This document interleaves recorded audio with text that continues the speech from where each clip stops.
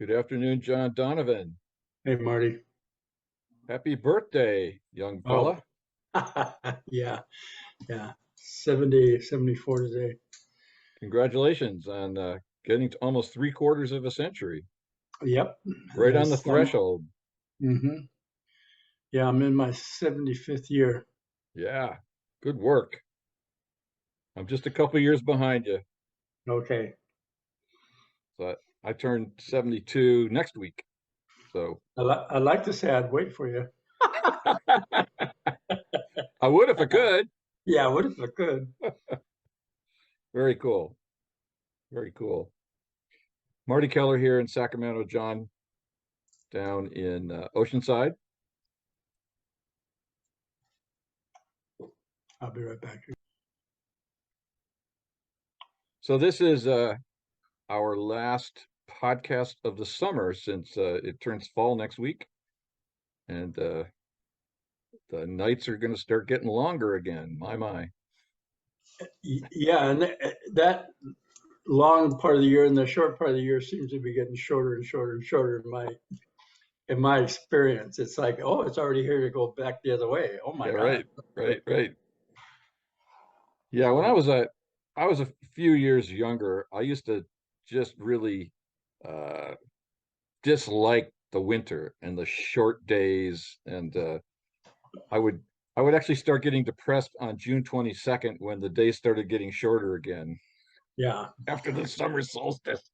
It's yeah, like it's like wow, that's yet another way to give myself agitation and unhappiness. Wow. right. Yeah. So I thought we'd have a discussion if you're open to it about a couple of things. In our last podcast, we had ended by talking about touching on the question of the power of the spoken word, specifically in how we make and state intentions, and Mhm. um, and then in the subsequent week, I've been thinking about partly because of experiences I've had in some of our meetings, thinking about the fundamental value of feeling and emotion in this work, and Mhm. that the accountability practice itself always starts with how am I feeling, and I thought, there's a relationship between spoken word and feeling in the sense that these things are vibrational actions, and then as we were discussing this before we started, you pointed out that so is thinking, and that Mhm. there's this interrelated dynamic among all of these experiences, these human experiences. Um, so I thought maybe if you're open, I'd love to start with the question, and we've probably talked about this on the podcast before, but who cares? The question is, how did it come to you to focus on the primary value of feeling in this very practical process that you've created that we call the accountability practice? Uh, Good question. There's a lot of different things that happened. Sure. The one that came to mind, I chose to go to a violence intervention class. And at the time in 1998, it was called Batterers Reeducation, to learn about the violence I was doing in my relationship, verbal, emotional, and verbal. He had a chart, and if you make me co-host, I want to bring that up now that we're talking about it. And on the chart, it had the 8 basic emotions: Right. happy, content, afraid, angry, hurt, sad, excited, passionate. And each one of those definitions of, like, say, happy, Happy's definition is my experience of being alive. Hurt's definition was my experience of hurt or destruction. And so all these feeling words were defined. The first sentence was my experience of. So that gave me uh, a fodder to talk about. We talk about our experiences from childhood. Well, emotions are like, what are they? What are emotions? They're like waves of energy in my current reality that hit my body and vibrate. So if I'm happy, I'm happy, I can sense it in my body. My experience is a frequency that I call happy. It's a, and then like I said, that's not the only place. So what's a state of being? They talk about being in a state of hate or a state of love. um, and it's a frequency, it's a feeling tone in my body. So um,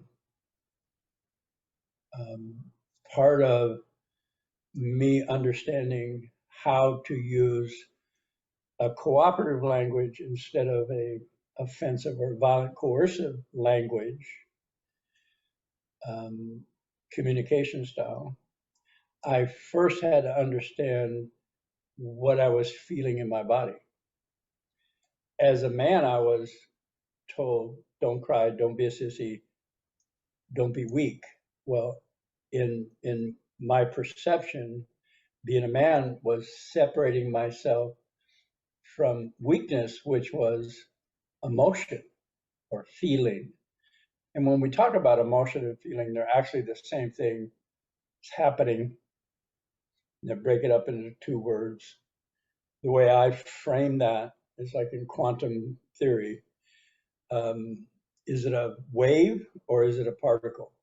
Well, as I'm sensing, like let's say I'm sensing tension in a room, it's coming to me, the tension's coming to me somehow. So I'm picturing it as a wave. When it hits my body, it's a particle. It's a vibration in my body. And it took me a long time to figure out that feelings were physical. I used to think that feeling was an idea. Like, how are you feeling? I'm feeling okay. Okay, I'm good. Um, Instead of taking a moment, taking a breath, and noticing how I felt in my body, because I could be feeling tense. My shoulders could be coming up. When my shoulders come up, I'm feeling that tension. And in a fight, the first thing I'm going to do is protect my head. So I'm going to raise my shoulders and raise my hands. That's a feeling, and it has a corresponding action to it. So if I didn't know I was tense, I couldn't address the tension. It had to be coming from you, which were messing with me. So instead, I'm feeling like you're messing with me. Instead of saying, I'm feeling concerned, I'm feeling scared, I'm feeling curious, because I can sense scared, concerned, and curious in my body, I would just go to the assumption I made around what was happening. And the assumption is, if if there's something wrong with me, you're doing something to me to make me, and instead of knowing that it was happening inside my body. And So therefore, if I just could tag on to that, so yeah, therefore, the solution to my problem is for you to change. and therein lies codependency and the need to control. Right. It's like it's obvious to everybody I need to control shit around me. It's obvious that if you do it right, I'm okay. And I would even say I feel better, but it wouldn't be a body sensation. It would be a thought like I'm okay, everybody's happy, Right. I'm doing my job, I'm performing, um, I've set uh, things I'm, right. yeah, everything is in order, Right. everybody's quiet, nobody's challenging me or asking me stupid questions like, how are you feeling? To me, it's like, I don't know what you're talking about. I'm cool. What about you? And they go, oh. I remember a woman asking me, how do you feel? And I said to her, well, we got along today. It was cool. And she looked at me and she goes, no, John, not what you think, what you feel. And I said, well, we had a good time. She goes, John, it's a simple question. How do you feel? And I felt the hairs on the back of my neck stand up. And I yelled at her, it feels like you're coming at me with a baseball bat. Back off. And she just like startled and went, oh, oh. And I had no understanding of what she was asking me. I thought she was asking me, how's it going?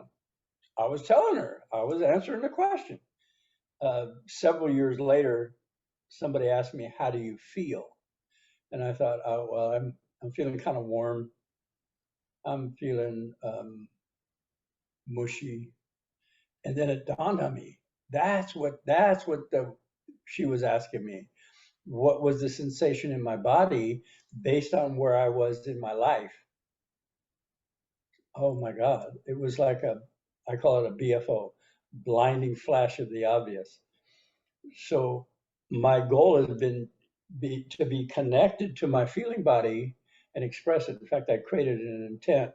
I intend to notice what I feel in my body, feel it, and express it all in the same moment. And that was a life changer. So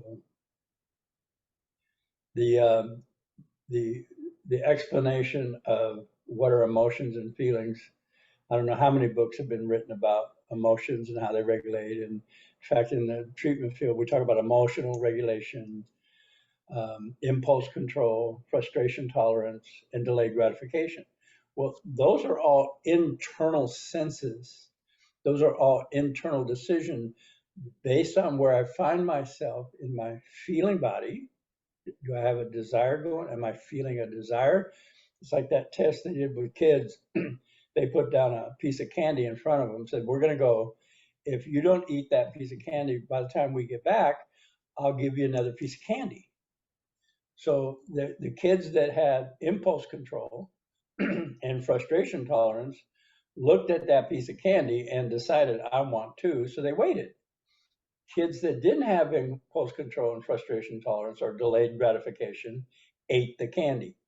Now, they did a study, long-term study on these kids, and in their adulthood, the ones that had no impulse control were having trouble with either the law, mental health, relational, and the kids that had impulse control or frustration tolerance were able to adjust to their lives in a healthy way. You put me in mind of the first section of Scott Peck's The Road Less Traveled. Yep, The first section is called Delay of Gratification. yep, yep. Like I said, there's been books about it. And I know that when I'm facilitating and I talk about emotions and feelings, that this reticular activating system in the midbrain brain stem that filters out non-essential information um, has no idea what I'm saying. In my childhood, I had to remove myself, estrange myself from my feeling body and shut down, either freeze or go into denial about what I was feeling, because my caregivers were saying that if you do this again, you'll get punished or you'll be bad or you grow up to go to jail. And so I estranged myself from my feeling body, which left me with my rational mind. And my child rational mind concluded that there was something wrong with me. And I grew up and I relegated that to my subconscious. And I grew up acting as if there was something wrong with me.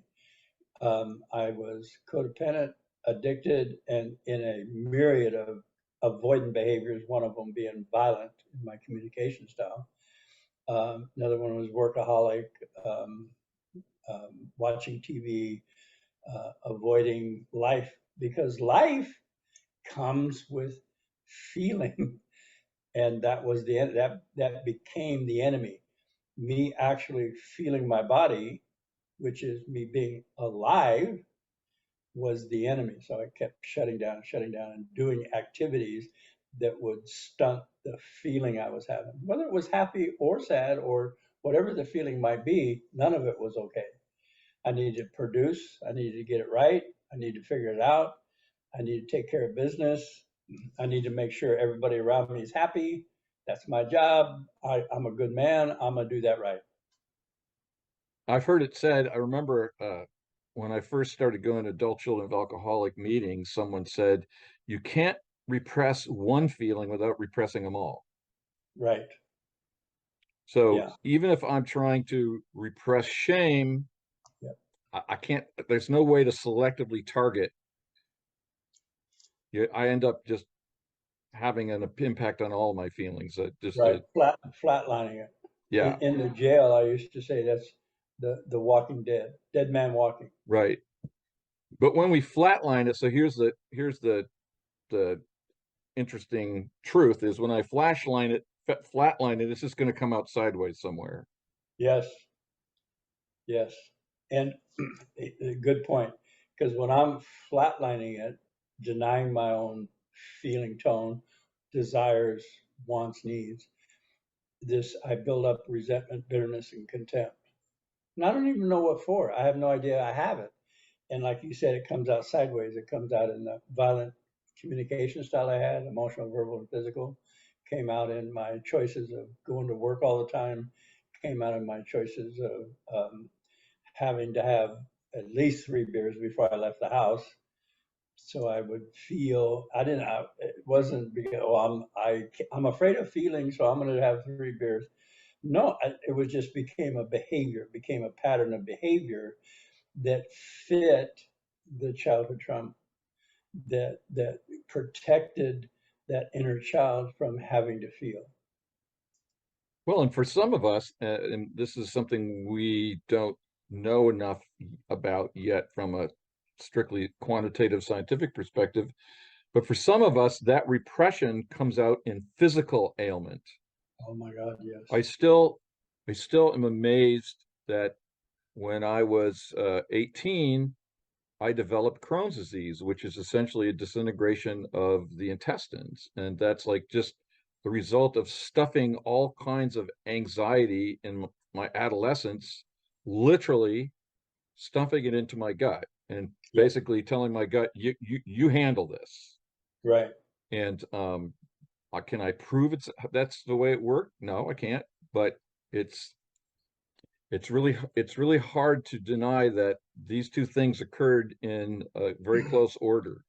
Well, I'll tell you, even if you presented empirical evidence to the fact, the majority of people would say it's ridiculous Yeah, because of their own right. filter trauma that says whatever their job is, like doctors, I'm important, I have value. If the doctor's only charge was to assist you to help heal your childhood wounding, what good would they for prescribing medication? What good would they be for you coming to their sage information to how to fix yourself? And they would lose their status. See, if I lost my status as man of the house, I was worth nothing because that's all I had was this identity. And I fought real hard to keep this identity, man of the house, provider, the guy that fixed everything and got everything right the first time. I didn't get it right. If I got it right the second time, there was something wrong with me. And actually, if I got it right the second time, it wasn't my fault. It was because you didn't either give me information or you set me up or this intricate excuse system I had, rationalization about what I was doing with no clue as to who I really was in the Right. essence of who I was. Yeah. I do want to put in a I do want to put in a note for one of my doctors. I had two doctors when I was dealing with this Crohn's disease situation outbreak in my stomach. or my gut, which was very, very painful. I had one doctor who was a surgeon, and so his focus was, what do we have to cut out to relieve you of the symptom? Right. And then I had a specialist, a GI, gastrointestinal specialist, whose first question to me after he saw the test results was, "Are you are you undergoing some unusual stress in your life?"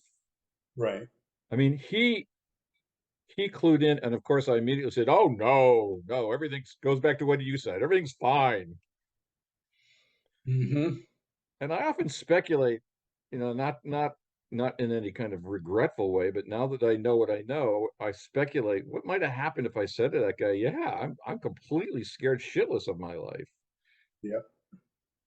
I mean, I still had the physical symptoms and stuff, but as we've talked before, there's the breakthroughs of this made by Dr. John Sarno, who was the guy who pioneered investigations of the relationship of lower back pain, chronic lower back pain, to suppressed rage. Yes. And that became the basis for a lot of the subsequent exploration of the relationship between psychic and physical ailment. You just like triggered a memory. My mom had chronic low back pain. And you talk about a woman that was enraged. She had every reason to be enraged. Her father left her early. Her father didn't like her. Her father probably wasn't her father.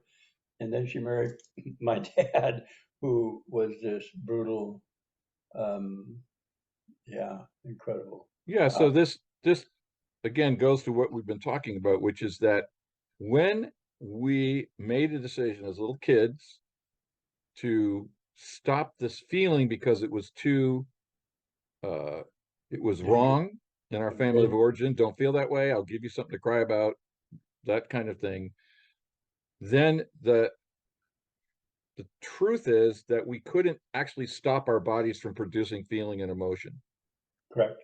We could stop recognizing it. Our minds have the capacity to blank out that experience, but it's going to show up somehow, and it's going to Right. come out sideways. It's going to come out as the ways that you already said, violent behavior, uh, uh, reckless behavior, or physical symptoms of chronic illnesses of every variety. They have this test now. It's called the ACE, ACE. I'm not sure what that acronym stands for, but it's a seven questions. And depending on how many you get yes, they can predict the average age that you'll live to. So if you get seven of these, and it's like, did anybody ever tell you they loved you, or did anybody ever show you affection in your early?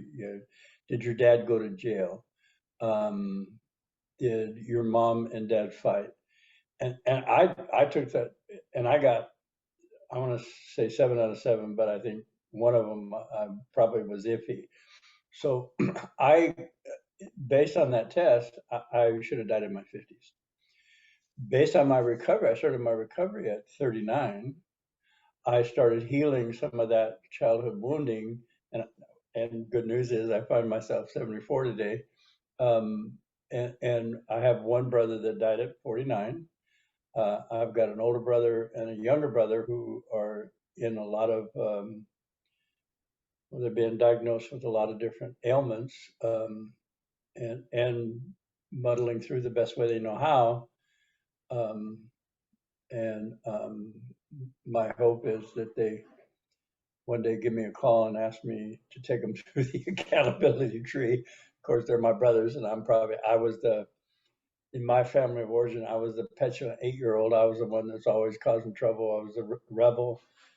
So based on that perception of me, I'm probably the last person they're going to call to ask for help. But and my recovery has affected them, especially my older brother. We never hugged or had any verbal exchange of appreciation between each other, and we do now. he'll call me up and actually say, I love you. And today he actually sent me one of those balloon things on the text and said, happy birthday, which is different than we normally did. So my healing impacts and gives other people around me permission to do the same thing, no matter what my status in the family was, including my brothers. So, Well, yeah, let's talk about the practice, because one of the things that we've been talking about in some of our meetings is that even the general reduction of a level of chronic stress in our lives through doing this practice has beneficial physical health um, outcomes. yep, That just probably for every degree of stress that I can, for every degree I can reduce my stress, I've probably elongated my life by some equal quantity. correct. And so the more we do this work, we're having this general benefit of loosening our bodies up against being in some kind of defensive or fight, flight, freeze, please mode where the body has to be on call. Yes, So it has to be in some kind of preparation rather than just being relaxed yes. and stress free. And so I want to go back to my original question then and see if we could talk about this in greater detail. It's like, why, I mean, we've been hitting around this. So why does the accountability practice start with how am I feeling in my body? Um, Why is well, that so important to get to something else? actually, the way I present the accountability tree, let me bring it up. Let me, I'll talk as I'm bringing this up. There's a Okay. couple things I want to bring up. The accountability tree starts with where I'm at. Right. Um, um, and that's just a statement of where I find myself, um, uh, based on the results of having been childhood trauma, family of origin dysfunction, childhood trauma. So that truth, let me bring it up here. Um, that truth, um, I'm sorry, I can't think, and You can't talk and click at the same time, huh? I can't talk and click at the same time, but I got it now. I'm going to put them up on the screen. All right. That truth creates an emotion. That truth puts me in my feeling body because I'm saying that truth like I'm mean to the point of cruelty. I'm stating the results of family of origin dysfunction, childhood trauma. And in that truth, I'm mean to the point of cruelty has encoded in it, actually, the truth of where I find myself, no blame, no judgment. It also has encoded in it the frequency or the trauma that caused the behavior. Um, and I got one more thing to bring up. Um, yeah, here it is. So it starts with the truth, which creates a feeling tone. Um, let me see, sequence of, no, that's not it. I,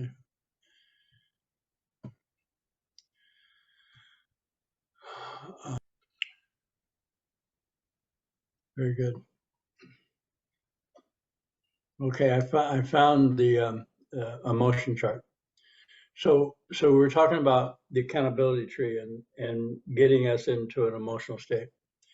Um, I'm going to bring up the accountability tree. Um, here's the tree. So the first thing in the accountability tree is actually saying this, my truth here is where I find myself.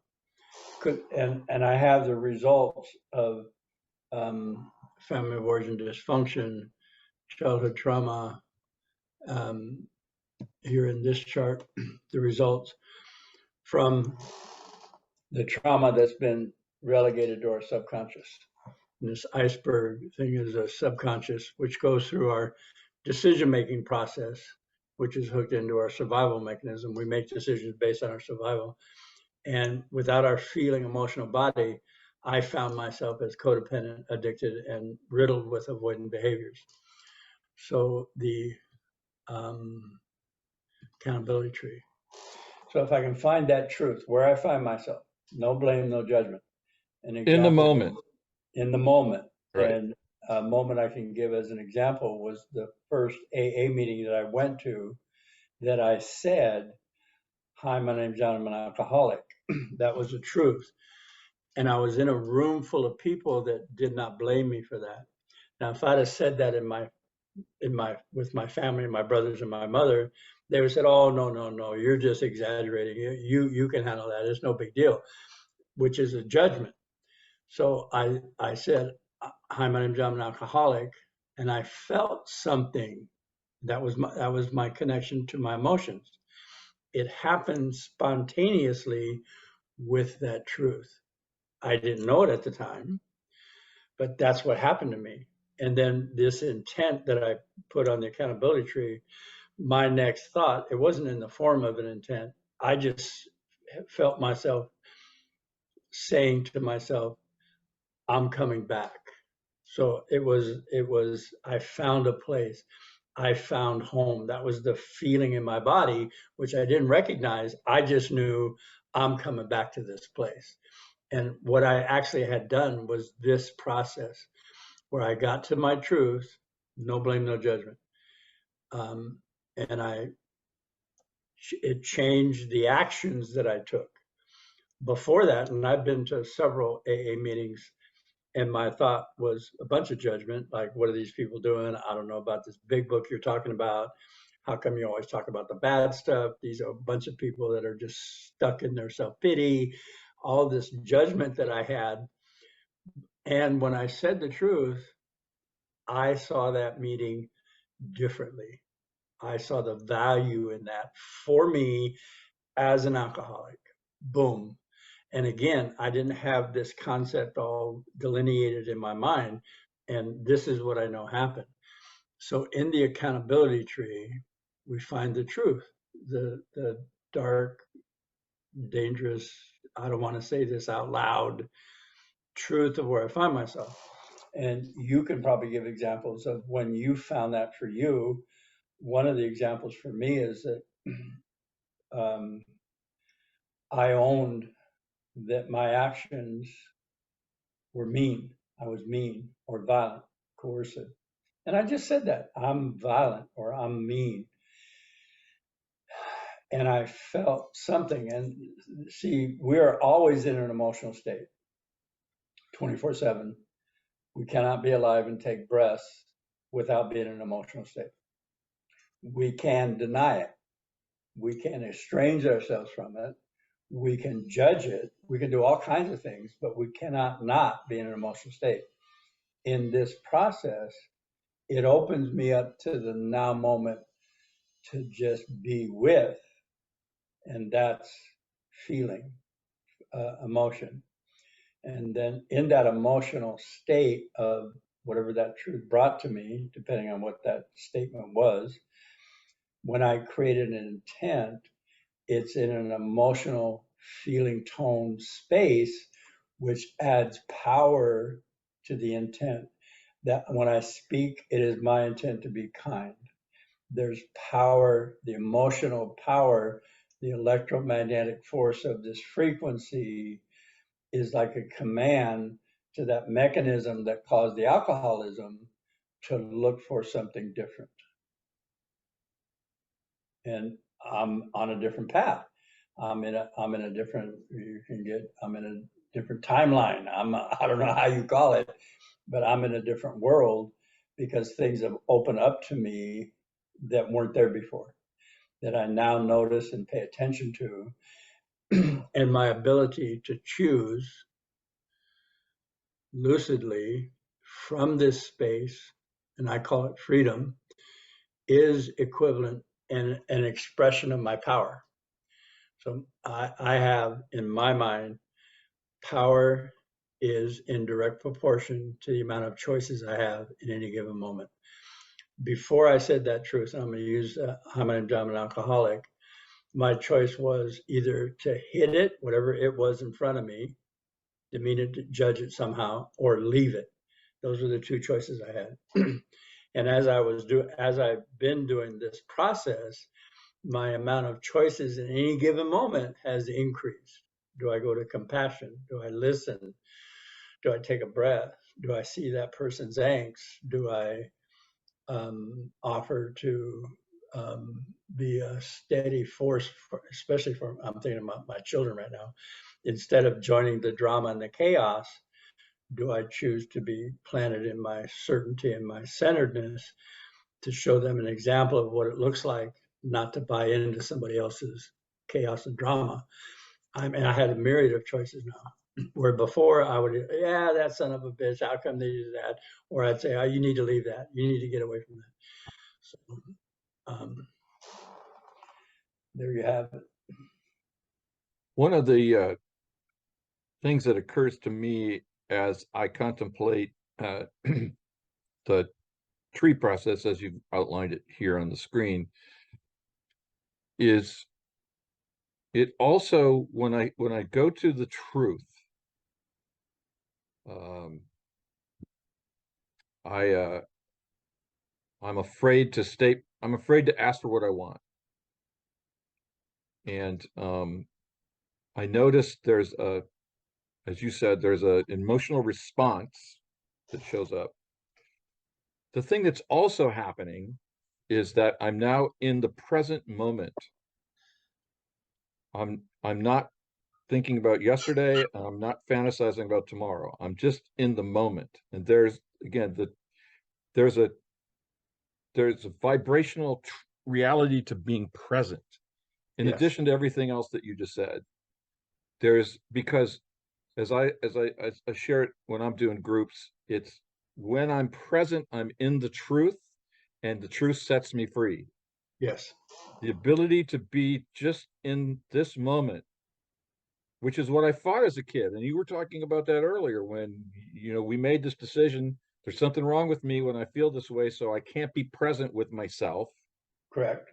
I'm going to use my mind power to generate an alternative reality. And if I can't do it, I'll get it out of a bottle. I'll get it out of being a workaholic. I'll get it out of a pill bottle, whatever. Yep. Yep. Um, when we're doing the accountability practice, we're gifting ourselves with being present with ourselves just the way we are. Yes. And so it's not only an act of truth, it's not only an act of presence, it's an act of love. To pay attention to myself, which is all these little kids, these inner kids ever really wanted. We just wanted our parents to pay attention and give us strokes. Yes. Yes. I mean, as you shared when you do that for Solomon, that's all he wants is Solomon's John's grandson, for those of you who don't know. All he really wants when he's dealing with something difficult in your presence is he doesn't want you to change him. He doesn't want you to fix him. He just wants to be acknowledged or at least start there, be acknowledged that he's feeling something and he wants to have some kind of validation of it. Right. And that's what we didn't get. Right. And that's what we're now teaching ourselves to give ourselves. Yes. So for me, that first step of the accountability practice, what's my truth right now? Where do I find myself right now? Has this multi-dimensional power. Yes. I'm in the truth. I'm in the present. I'm in love. Yep. And perhaps the philosophers among us might even want to say, maybe those things are all different words for the same thing. Right. I'm in the divine. Yes.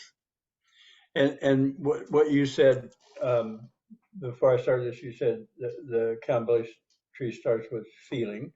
That's also it's like sometimes I'll take people there and they'll tell me a story about something that happened to them, and they get into the expectation. Well, I shouldn't have to.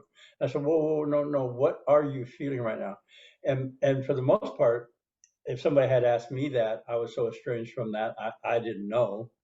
So I offer suggestions. Like Right. this one woman went through this tragic, terrifying experience, and she would say everything except I'm terrified.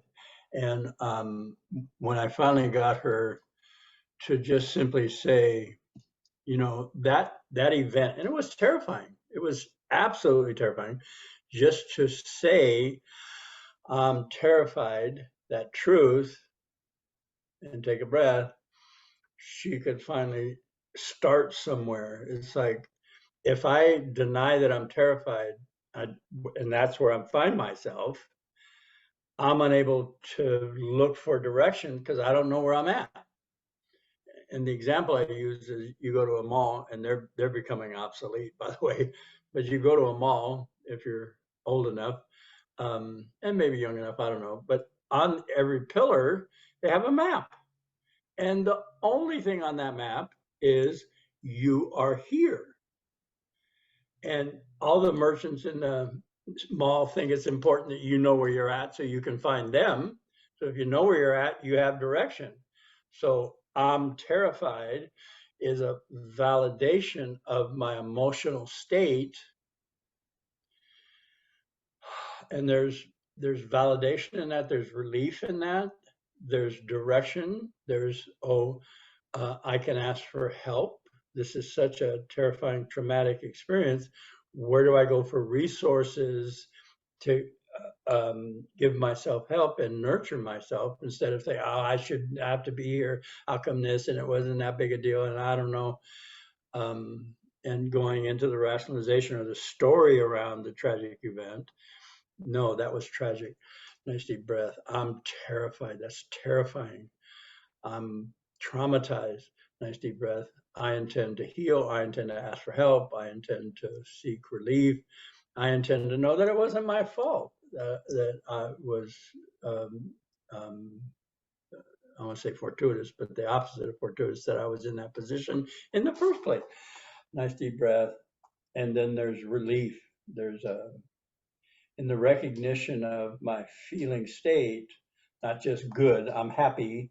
No, I'm sad, I'm hurt. Oh my God. The recognition of hurt, in my experience, creates a sadness, which is hurt healing. I'm going to bring that chart up um, um, here. Okay. These are the survival signals. Now, when I first saw this chart, that struck me. Survival signals. What are signals? Those are messages. Signals are information, a way to transfer information. So the first line I have in receiving information are heart signals, and they call those emotions, which I think is pretty close. And then the second line are the body signals or sensations I have in my body. Now, knowing my emotional state and my feeling state give fodder and material for my thoughts to move me to safety. Usually that happens in a split second, but if I slow it down, if somebody's coming at me with a knife, I'm scared. I feel this surge in my body to either go to my legs or to run or fight, and then I'm in a reaction response, especially if someone's coming at me with a knife, and I find myself doing things that I didn't think I was able to do, like jump over a fence, or just things that, or defend myself, or pick something up, or whatever is needed. Now, most of the time in my survival signals, it wasn't somebody coming at me with a knife. It was somebody asking me a question like, "Where have you been?" So without the feeling tone, body sensations, feeding my thoughts, I would react and say, "Who the hell you think you're talking to? I'm the man of the house. You can't talk to me like that." I would go to feeling, Scared. Oh, she might have been scared. Body sensation, a breath, calm, and then telling her where I've been. Because I know, and this is an example I use of how I changed. Before I did this process or my recovery, I'd get asked that question and I'd go into a tizzy. I'd scream, yell, blame her, do something other than answer the damn question. Now I am connected to my emotional body. I'm connected to my sensation, feeling body. And now when somebody asks me that, oh, wow, I see you're concerned about me. I see you're scared, or I see you were upset. I didn't call you. And I'll tell you where I'm at. And then, the truth is, most times I didn't want her to know where I was at. So just lie. It's like, you don't have to. I mean, that's a choice. I could lie, but before that, I wouldn't even go there, or I'd make up some excuse, or sometimes I'd lie just to get her off my back. I don't see that as advantageous to my capacity to build relationships anymore. So I see it differently. In fact, when I said I want to be in a loving, caring, nurturing relationship, having somebody in my life who is willing to be concerned about my whereabouts, that's what I was looking for. And before my recovery, I thought that was an attack. I thought that was like being a whipping post.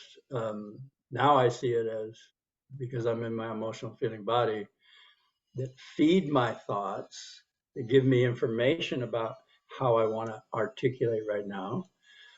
Because thoughts is the third line of communication. Okay, so I'll stop there and see where we go. Um, there's a lot of stuff that's percolated in my head, and we're coming to the end of our time together, so I'm making some notes here. Um, the most recent thing you said is worth a conversation maybe next time, and that Okay. is that struggle that those of us who underwent childhood trauma, particularly complex PTSD, so endless paper cuts of put downs, emotional violence that Yep. resulted in our creating these defenses, Right. um, gets us into this steaming paradox conundrum where, on the one hand, as you were just saying, we want that love, we want that validation, we want that someone to care about us Yes. experience, and at the same time, we fear it and we run away from it, Yes. all at the same time. All at the same time. And that conundrum, or that uh, mixture, or that paradox, I don't know, I don't necessarily know the right word, but having those contradictory feelings in the body at the same time is a real challenge for many of us. I know that's a challenge that it's taught me a lot about myself, to be the willingness to stick with those feelings where I really want you to love me and I dare not trust you. And Right. so it's a push pull. Yep. I want you to come to me and I'm going to push you away. Yep. It's that sense of, you want to move ahead and you want to spring back, and your Right. muscles are stuck with these Mhm. contradictory directions. Right. Right. And Which so, causes stress. Yeah. yeah, exactly. And then, if you're like me, the frustration of that situation feeds my addiction to my body of, or my family of origin body chemistry. Yes. And so now I'm back stuck in a 3-year old or 4-year old or 5-year old's world, pissed off, scared, angry, maybe enraged, Mm-hmm. and again, coming back to the accountability process as a way to befriend this conundrum, as opposed to fight it, be angry with it, give up, all those kinds of things. Yes. So Gotcha. I'm thinking that's a whole different podcast. Okay. Let me just go through the Yeah. 8 emotional chart. So, and I began this with my experience of, and this is where I got it. So happy is my experience of being alive. It's a serotonin, feeling calm, pleasant, happy, grateful. Okay. Content, my experience of being alive, maturing, So afraid. is content the same as serenity or Uh, peaceful? yeah, there's each one of these words has 10,000 words to describe it. Right. Okay. Okay. So afraid or terrified or my experience of a hurt about to happen. I'm afraid you're going to. Like, I'm afraid I can't trust you. That's that afraid. That's my experience in my body. No matter what you're doing, that's my experience Right. from my childhood. Okay. Angry. Oops. My experience of danger or harm to self or others or recognition of an injustice. Angry. Like, that's not fair. And it's overwhelming inside. It's not a behavior. It's not a violent, emotionally like dismissing. Some people call the behavior angry, or you're angry, or you're throwing things. You're angry. No, if I'm throwing things, I'm violent. Okay, that's a whole nother hour too. Right. Just that one statement.